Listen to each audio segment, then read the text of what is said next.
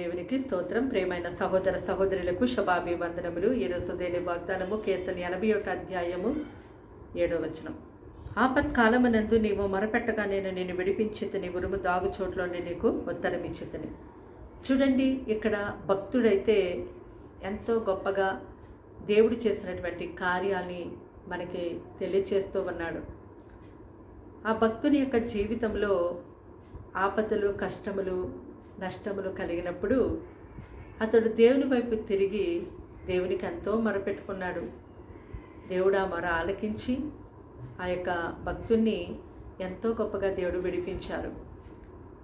మరి ఆ దేవుని వైపు తిరిగి భక్తుడు మొరపెట్టినప్పుడు దేవుడు ఆ ప్రార్థనకి ఉత్తరం ఇచ్చారు. కాబట్టి భక్తుల ద్వారా దేవుడు మనకిస్తున్నటువంటి బలమైన వాగ్దానాన్ని మనం కూడా నమ్మి మన యొక్క ఆపద సమయంలో, కష్టంలో, నష్టంలో మనము చింతిస్తూ బాధతో ఉండకుండా దేని వైపు తిరిగి మనం ప్రార్థించినప్పుడు దేవుడు మనల్ని కూడా కష్టాలు, నష్టాల నుంచి, ఆపదల నుంచి ఎంతో గొప్పగా విడిపిస్తారు. మనం చేసే ప్రతి ప్రార్థనకి ఆయన ఉరుము తాగు చోట్లో నుండి జవాబు ఇస్తారు. కాబట్టి యెహోవా నామము ఎంతో బలమైన దుర్గము. మరి ఆపద సమయంలో ఆ యొక్క పరిశుద్ధ నామాన్ని మనం ఆశ్రయించినప్పుడు మనము ఎంతో ఆయన సజీవమైన రెక్కల కింద సురక్షితంగా ఉండగలుగుతాము. ఆయన తన పరిశుద్ధ స్థలములో నుండి ఎంతో గొప్పగా మనకి సహాయం చేస్తారు.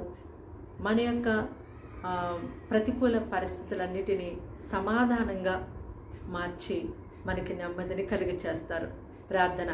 దేవా, నీకు వందనములు, స్తోత్రాలు, స్తుతులు చెల్లిస్తున్నాం తండ్రి. మాటలు వింటున్నా నీ బిడ్డల్ని మీ రక్తంతో కడిగి ముట్టి స్వస్థపరచండి, బలపరచండి. వారికి, వారి ఇంటి వారికి నీ మహారక్షణ కలిగించే ప్రభా. వారిని, వారి కుటుంబాలని కంచె వేసి కాపాడు తండ్రి. కీడు, శోధన, అపాల నుంచి తప్పించండి అయ్యా. ఇటువంటి ఆపదల్లో, కష్టాల్లో, నష్టాల్లో ఈ బిడ్డలు ఉన్నారు తండ్రి. కలవరంతో, బాధతో జీవించేదానికంటే అయ్యా ఇదిగో నీ వైపు తిరిగి వారు మొరపెట్టినప్పుడు అయ్యా ప్రభ ఎంతో గొప్పగా విడిపిస్తానని వాగ్దానం చేశాం నాయన.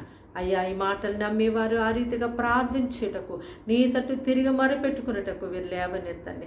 ప్రార్థన చేయకుండా వీరిని అడ్డగిస్తున్నటువంటి అంధకార శక్తులను యేసు నామమున అగ్నిలో కాల్చివేస్తున్నాం దేవా.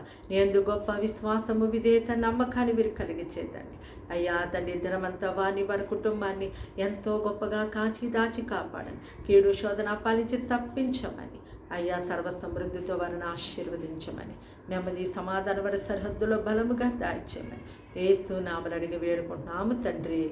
ఆమేన్.